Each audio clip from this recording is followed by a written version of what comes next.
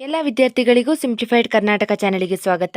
ಒಂದು ವೇಳೆ video clear ಇರದಿದ್ರೆ ನಿಮ್ಮ ಬಲಭಾಗದಲ್ಲಿ ಕಾಣಿಸುವಂತಹ ಸೆಟ್ಟಿಂಗ್ ಬಟನ್ ಮೇಲೆ ಕ್ಲಿಕ್ ಮಾಡಿ, ನಂತರ ಕ್ವಾಲಿಟಿಯ ಮೇಲೆ ಪ್ರೆಸ್ ಮಾಡಿ, ನಂತರ ಅಡ್ವಾನ್ಸ್ಡ್ ಅನ್ನು ಸೆಲೆಕ್ಟ್ ಮಾಡಿ, ನಂತರ ನಿಮಗೆ ಬೇಕಾದಂತಹ ಕ್ವಾಲಿಟಿಯನ್ನು ಸೆಟ್ ಮಾಡಿಕೊಳ್ಳಿ.